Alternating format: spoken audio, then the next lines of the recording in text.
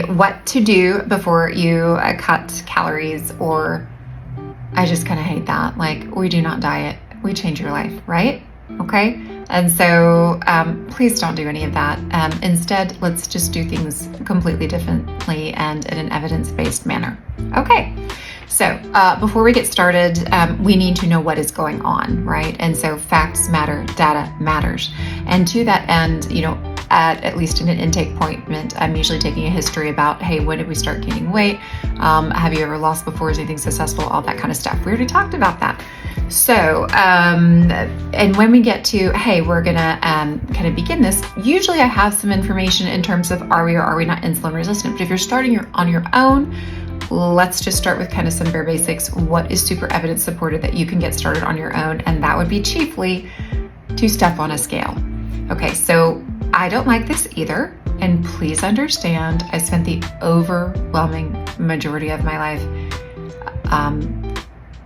incredibly overweight, well over 150 pounds, okay? And so I get it. And I will tell you that when I was kind of at rock bottom and decided to go to my first obesity medicine course, the data was really irrefutable in terms of, hey, like, losing this is one thing, maintaining is another. And oh, by the way, the most important skill for both of these issues is surveillance weighing, okay?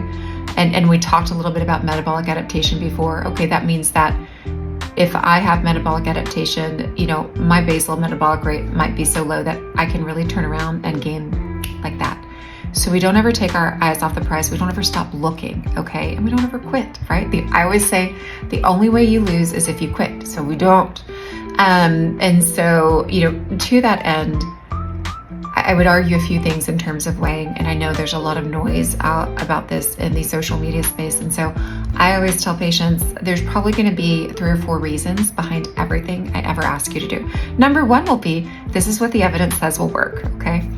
But yes, all the evidence says that, there's a linear correlation between how often we weigh and how successful we are at losing. I understand that there is often intense pain and shame regarding this. When I came back, I remember like literally almost being in tears before, getting on the scale. And I know, like, I said that out loud, like,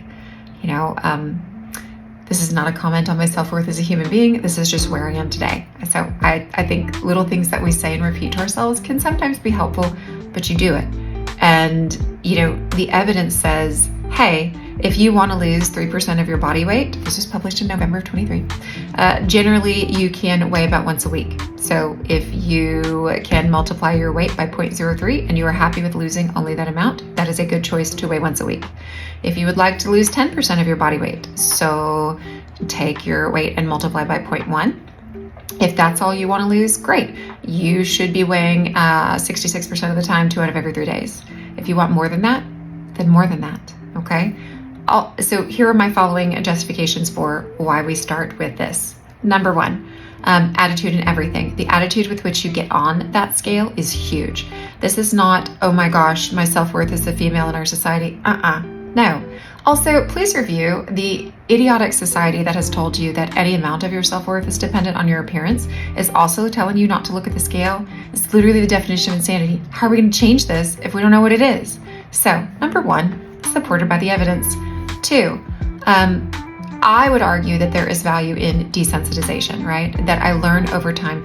This is actually not a traumatic thing. This is a piece of data that I need to know if I need to change our plan together. And as the often treating physician, I'm like, hey, I'm not at your house. I don't know what's going on. So I need you to do this so that you can complain to me so that we can change your treatment plan together. And so knowing like where that is going is super important.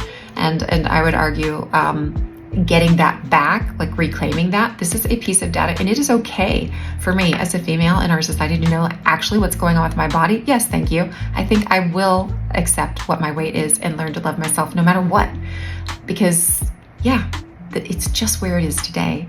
And it is something that we can change. And on the back end, if we are going to maintain what we do together, we have to keep our eye on the prize to some extent. So start saving all of this and a little bit more on this later.